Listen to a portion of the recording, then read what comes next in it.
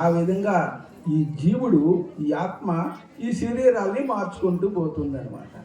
అంటే మన శరీరం విలువ ఎంత వచ్చింది అంటే పాత బట్టల విలువ. ఇప్పుడు పాత బట్టలు విడిచిపెట్టడానికి ఎవరైనా ఏడిస్తారా? కొత్త బట్టలు వేసుకోవడానికి ఏడిస్తారా? పాత బట్టలు విడిచిపెట్టడానికి సంతోషపడతారు, కొత్త బట్టలు వేసుకోవడానికి. అందు గురించి మరణం గురించి మనం దుఃఖపడవలసిన అవసరము లేదు. మళ్ళీ జన్మ గురించి కూడా సంతోషించాలి. ఎందుకయ్యా అంటే జన్మ వచ్చిందంటే మళ్ళీ మోక్షాన్ని పొందొచ్చు అని చక్కటి సందేశాన్ని అందించారు స్వామివారు. అదేవిధంగా జగద్గురు శంకరాచార్యుల వారు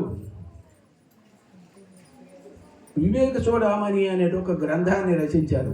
జగద్గురు శంకరాచార్యుల వారు అనేక గ్రంథాలను రచించారు.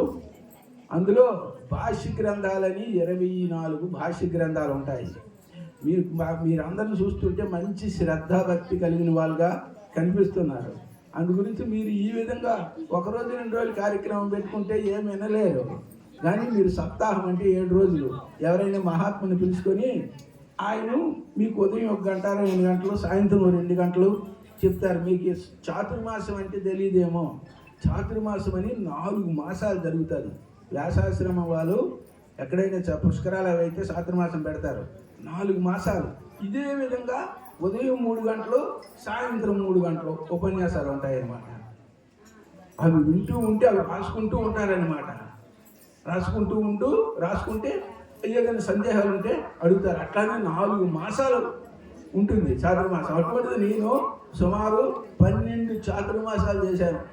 12 అంటే ఒక చాతుర్మాసం 4 మాసాలు. 4 మాసాలు ఉండేవాడిని అక్కడ. ఉదయం 1 గంట ఉపన్యాసం, సాయంత్రం 1 గంట, ఇట్లా సభ జరుగుతుంది అనమాట. 3 గంటలు. ఆ సభకి నేను అధ్యక్షుడిని అనమాట. నేను 1 గంట చెప్పాలి, తక్కిన వాళ్ళతో 2 గంటలు చెప్పించాలి. సాయంత్రం కూడా నేను 1 గంట చెప్పాలి, తక్కిన వాళ్ళతో 2 గంటలు చెప్పించాలి. అట్లా 4 మాసాలు, అటు 4 మాసాలు 12. అంతే. ఆత్మజ్ఞానం పొందాలంటే అంత తేలికైనటువంటిది కాదు. మీరు కూడా మంచి శ్రద్ధాభక్తి ఉంది కాబట్టి మీరు కూడా మీ ఊరిలో ఏదైనా సప్తాహం 7 రోజులు. 7 రోజులు అంటే ఇట్లా అంతా పెట్టు అవసరం లేదు. శ్రద్ధ ఉన్నటువంటి వాళ్ళు వచ్చి ఒక స్వామీజీని పిలుచుకొని ఆ స్వామీజీ మీకు రోజు ఉదయం 1 గంట 2 గంటలు చెప్తారు. ఈ శ్రద్ధ ఉన్నటువంటి వాళ్ళందరూ వచ్చి వింటారు, వెళ్ళిపోతారు. ఈ భోజనాలు ఇవంతా ఏమో స్వామీజీకి భోజనం పెట్టి స్వామీజీకి చూసుకుంటే చాలు. మీరందరూ మీ ఇంటి దగ్గర భోజనం చేస్తారు. ఇటువంటి వేదాంత జ్ఞానం అన్నమాట. ఇది సామాన్యంగా అందరికీ రాదు. ఒక మనిషికే ఈ జ్ఞానం ఉంది. 84 లక్షల జీవరాశులు ఏ జీవికి లేదు. అందుకనే జగద్గురు శంకరాచార్య వారు దుర్లభం త్రైమేవైతత్ దైవానుగ్రహ హేతుకం మనుష్యత్వం ముముక్షత్వం మహాపురుష సంశ్రయ. దుర్లభం త్రైమేవైతత్. ఈ ప్రపంచంలో అన్నీ ఉన్నప్పటికి కూడా 3 దుర్లభమయ్యా. చాలా కష్టసాధ్యమైనటువంటి 3. ఏమిటి అవి అని అంటే దుర్లభం త్రైమేవైతత్ దైవానుగ్రహ హేతుకం. అవి ఊరికే రావంట. భగవంతుడి యొక్క అనుగ్రహం ఉన్నటువంటి వాడికే వస్తాయంట. అవి ఏమిటి? మనుష్యత్వం ముముక్షత్వం మహాపురుష సంశ్రయ. మనుష్యత్వం, మానవుడిగా జీవించడం. కొందరు మనుషులుగా పుడతారు కానీ రాక్షసులుగా జీవిస్తారు. కొందరు మనుషులుగా, ఇప్పుడు ఉగ్రవాదులు నక్సలైట్లు ఉన్నారమ్మా, వాళ్ళు మనుషుల పశువులా? మనుషులే కానీ వాళ్ళు ఏం చేస్తున్నారు? మనుషుల్ని చంపేస్తున్నారు. రాక్షసుడు అంటే ఎవరు చూడండి. హిరణ్యకశిపుడు రాక్షసుడు, ప్రహ్లాదుడు దేవుడు భక్తుడు, కొడుకు రాక్షసుడు, తండ్రి రాక్షసుడు, కొడుకు దేవుడు. భక్తుడు అంటే ఎవరయ్యా అంటే నారద పరాశర. మొట్టమొదటి భక్తుడు ఎవరయ్యా అంటే ప్రహ్లాదుడు అని చెప్పినారు. రాక్షసుడు కొడుకే. కానీ గుణాల చేతనే మనిషికి ఉన్నతి అనేది కలుగుతుంది అనమాట. మన మనుషులుగా పుట్టి మన మనుషులుగా జీవించాలి. కొంతమంది రాక్షసులుగా జీవిస్తారు, కొంతమంది పశువులుగా జీవిస్తారు. వాళ్ళకి ఏమి తెలవదు, తినడము ఉండడమే. అందుగురించి మనుష్యత్వం ఉండాలి. మనకి మానవత్వం అనేటువంటిది ఉండాలి. మనందరికీ మానవత్వం ఉంది కాబట్టి ఈ విధంగా ఉండగలుగుతున్నాం. అంటే మనకు మనుష్యత్వం ఉంది. మనుష్యత్వం మహాపురుష సంశ్రయ. ముముక్షత్వం కూడా ఉండాలి. ముముక్షత్వం అంటే ఏంటి? భగవంతుడి యందు భక్తి కలిగి ఉండాలి. శ్రద్ధ, భక్తి ఇవి ఉండాలి.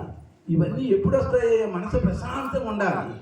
అమ్మగారు ముఖ్యంగా ఇంట్లో అందరూ ఐకమత్యంగా ఉండాలి. లేకపోతే మీరు ఎన్ని దేవాలయాలు ఎక్కినా మీకు శాంతి అనేటువంటిది ఉండదు.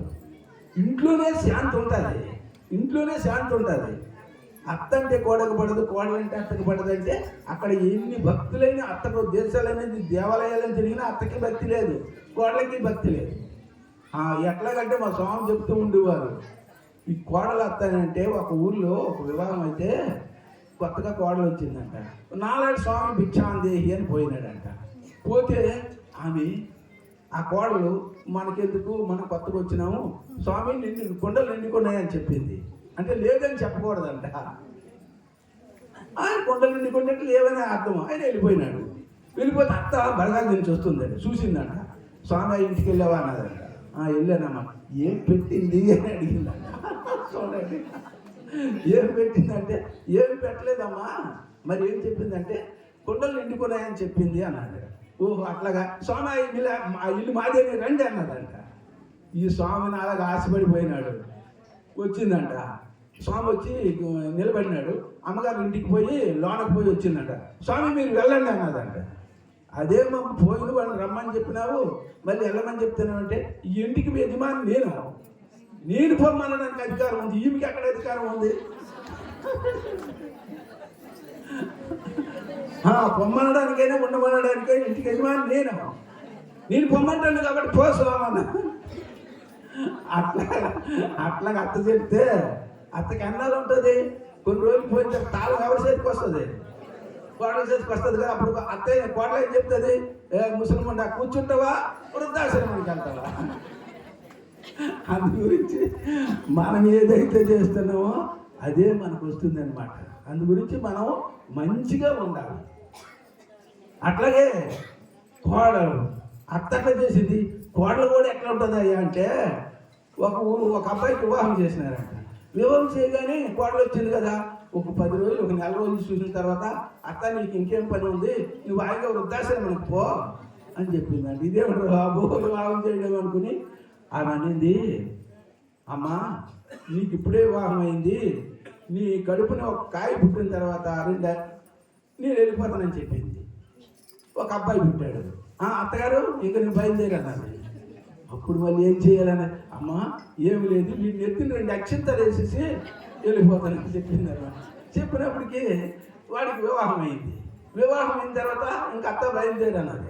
అప్పుడు ఆ కోడలు ఏం చెప్పింది, అత్త ఏం చెప్పిందంటే నా కొడుకు వివాహం అయితే నేను వెళ్ళాలి, నీ కొడుకు కూడా వివాహం, ఇద్దరమే పోదామా? అంతే కదా, నీకొక రూలు నాకొక రూలు ఏం కాదు కదా, ఇద్దరికి ఒకటే రూలు. నా కొడుకు వివాహం అయితే నేను పోవాలి, ఇప్పుడు నీ కొడుకు వివాహం అయింది, ఇద్దరమే పోదాం రా. అందు గురించి అందరికి ఒకే రూల్ ఉంటుంది అనమాట. అందు గురించి ఒకరికొక రూల్ ఉండదు. అందు గురించి మనుష్యత్వం ఉండాలి మనకి. మనుష్యత్వం అంటే మన మనిషిగా జీవించాలి. మనుష్యత్వం ముముక్షుత్వం. ముముక్షుత్వం అంటే భగవంతుడి యొక్క భక్తి ఉండాలి. నిరంతరం కూడా భగవంతుని భజించడం, పూజించడం, పారాయణ చేయడము, ఇదంతా కూడా ఎట్లా ఉంటుందంటే విశ్వాసం పైన, ఆధ్యాత్మికం అంతా కూడా విశ్వాసం పైన ఆధారపడి ఉంటుంది. మనకి ఎంతైతే విశ్వాసం, మలయాళ సంలో మాట చెప్పినారు ఏమిటి అంటే, విశ్వాసము మానవుడిని ఊర్ధ్వలోకములకు కొనిపోవును. విశ్వాసం ఉన్నటువంటి వాడు పైకి పోతూ ఉంటాడు.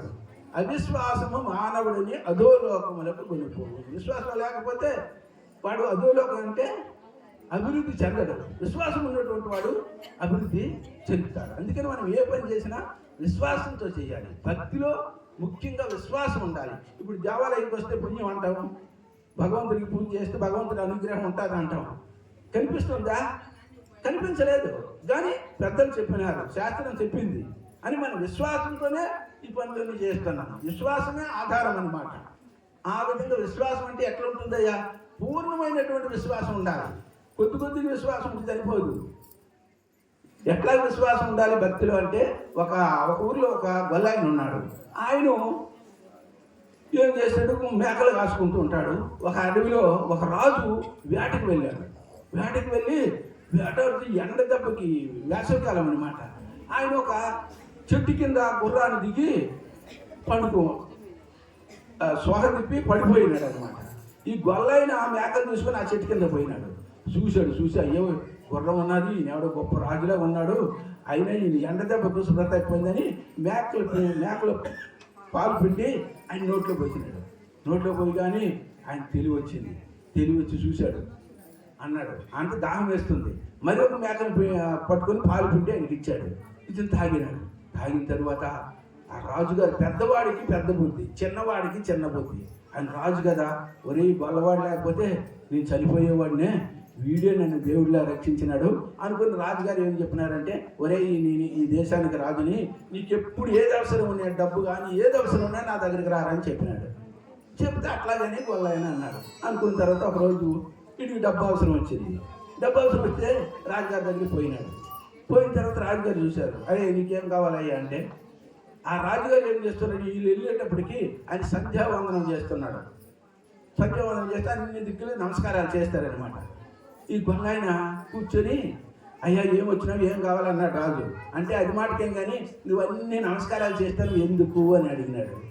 అడిగితే అయ్యో భగవంతుని ప్రార్థిస్తున్నానయ్యా, ఆ భగవంతుడి అనుగ్రహంతో మీకు ఇవంతా నేను సహాయం చేస్తున్నానని చెప్పినాడు. చెప్తే భగవంతుడు నీకే ఇస్తాడా ఎవరికైనా ఇస్తాడా అన్నాడు. అంటే వాడికి ఏం చెప్పాలి, అందరికీ ఇస్తాడయ్యా, ఎవరు ఇస్తే వాడికే ఇస్తాడు అని అంటే, అప్పుడు ఎట్లా ఉంటాడు భగవంతుడు అంటే, ఒక కృష్ణుడు బొమ్మ చూపించి ఈయనయ్య భగవంతుడు, కృష్ణ కృష్ణ కృష్ణ అని నువ్వు భజిస్తే నువ్వు వస్తాడు, నీకు డబ్బు ఇస్తాడు అని చెప్పినాడు. వాడికి నమ్మకం అనమాట, విశ్వాసం. అయితే నీకు దేవుడు ఇవ్వడం, నువ్వు నాకు ఇవ్వడం ఎందుకు, నేనే భగవంతుని అడుక్కుంటాను అనుకుని కృష్ణ కృష్ణ అనుకుని ఇంకా బయలుదేరినాడు. బయలుదేరి రాత్రి పగలు ఇంకా కృష్ణ కృష్ణ అనుకుని ఆహారం లేదు, నిద్ర లేదు, బయలుదేరి అట్లా పోతూ ఉన్నాడు. పోతూ ఉండేటప్పటికి ఆయనకి ఇంకా ఆహారం నిద్ర లేదు కాబట్టి చనిపోయే పరిస్థితిలో ఉన్నాడు అనమాట.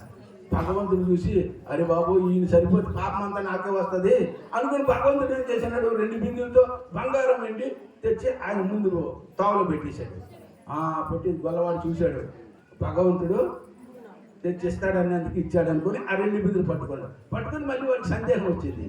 రాజుకి కోటలోకి తెచ్చిస్తాడో, నాకు ఈ దారిలో ఇస్తే ఎవడమోస్తాడో చూడండి. ఆయనకి విశ్వాసం, నాకు కూడా ఇంటికి తెచ్చిస్తే తీసుకుంటా, లేకపోతే నాకు వద్దు అనుకుని ఆ వదిలేసి వెళ్ళిపోతున్నాడు. సాయంత్రం 2 దొంగలు దొంగతనానికి వెళ్ళేటప్పుడు వెళ్తున్నారు. ఎక్కడికా వెళ్తున్నారు దొంగతనం అంటే, దొంగతనానికి అయితే అక్కడ 2 బిందులు ఉన్నాయా బంగారం అండి, తీసుకొని నువ్వు ఒక బిందు అని చెప్పినాడు. చూడండి, వాడు వెళ్ళిపోయి వాడు పూరిళ్ళు అంటే కమ్మలతో కట్టిన బిల్లు అనమాట వంట చేసుకున్నాడు. భగవంతుడు తెచ్చే ఇస్తే తీసుకుంటాను అనుకుని పని. ఈ దొంగలు పోయినాడు. పోయి చూసినప్పటికీ దీన్ని చూసేటప్పటికి అందులో తొట్టలు పాములు కనిపించినాయి. ఆ దొంగలకి ఏం బుద్ధి పుట్టిందంటే, ఒరే గొల్లవాడు మనం మోసం చేయడానికి ఇట్లా చేసినాడు, వాడికే మోసం చేయాలని వాటికి మూతులు కట్టేసి వీడు హాయిగా పండుకున్నాడు. వాళ్ళు తీసుకొచ్చి ఆ కమ్మలిప్పి వేశారు. వేసినప్పుడు కింద పడేటట్టు టంగ్ టింగ్ అని ఇంటి నిండా బంగారమే ఎండి. అప్పుడు లేచాడు వీడు. లేచి భగవంతుడు తెచ్చిచ్చాడు, ఇప్పుడు తీసుకున్నాడు. అంత విశ్వాసం ఉండాలి. మనమేమో భగవంతుని భజిస్తాము. ఎవరు అబ్బాయికి జ్వరం వచ్చిందంటే ఏమి దేవుడు పూజించడానికి కానీ దేవుడు అది కాదు. భగవంతుడు అంటే మనకు భక్తి కలగాలి, మనకు విశ్వాసం పెరగాలి, మనం భజన జపము ధ్యానం చెయ్యాలి. అది భగవంతుడి యొక్క అనుగ్రహం. మీ అబ్బాయికి జ్వరం వచ్చిందంటే భగవంతుడితో రాలేదు, వాడి కర్మతో వచ్చింది.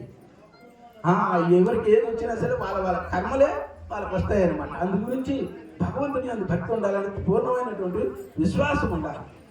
అందు గురించి ముముక్షత్వం ఉండాలి. ముముక్షత్వం అంటే భగవంతుడి యందు భక్తి ఉండాలి. అదేవిధంగా ముముక్షత్వం మహాపురుష సంశ్రయ, మహాత్ముల యొక్క సాంగత్యం ఉండాలి. ఈ విధంగా మహాత్ములు పిలిపించి మీరందరూ కూడా సాంగత్యం చేస్తున్నారు అని అంటే మహాపురుష సంశ్రయం కూడా ఉంది. ఎందుకనంటే మహాత్ములు ఎందుకయ్యా అని అంటే, ఇప్పుడు మీరు గృహస్థుడు ఉన్నాడు అనుకోండి, ఆయన ఎవరి కొరకు చేస్తాడు, ఆయన పిల్లల కొరకు, ఆయన కొరకు, ఆ కుటుంబం కొరకే చూసుకుంటాడు. మహాత్ములు ఉన్నారంటే వాళ్ళ జీవితాలనే ధారపోస్తారనమాట. అప్పుడు సమాజం వరకు మహాత్ములు ఏం చేస్తున్నారు, వాళ్ళ జీవితాలనే ధారపోస్తున్నారనమాట. అందు గురించి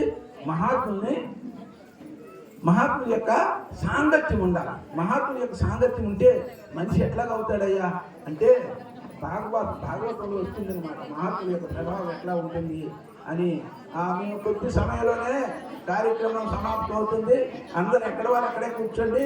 మీరు రేపు ఈ సమయానికి కనుక వస్తే ఎవ్వరు కూడా మీకు కనిపించరు. అందు గురించి ఎక్కడ వాళ్ళు అక్కడే కూర్చొని కొద్ది సమయంలోనే శాంతి మంత్రాలతోనే మనం కార్యక్రమాన్ని సమాప్తం చేద్దాము. ఇప్పుడు ఎంతసేపు అవ్వలేదు. సినిమా హాల్లోకి పోయినారనుకోండి 3 గంటలు కూర్చుంటారు. అప్పుడైపోయింది సినిమా అంటారు. ఇంకా 2 గంటలైనా ఉంటావు. కానీ ఇప్పుడు కూర్చొని గంట అవ్వలేదు ఇక్కడ. కానీ అప్పుడు బయలుదేరుతున్నారు అంటే దీని మీద శ్రద్ధ లేదు. శ్రద్ధ ఉండాలి ఈ విషయాల్లో. ఆ విధంగా మహాపురుష సముద్రయ మహాత్ముల యొక్క సాంగత్యం కూడా ఉండాలి. మహాత్ముల యొక్క సాంగత్యం ఉంటే ఏమవుతుంది అంటే, భాగవతంలో కుక్కుట మహర్షి అనే ఒక మహర్షి ఉంటాడు. ఆ మహర్షి ఆశ్రమానికి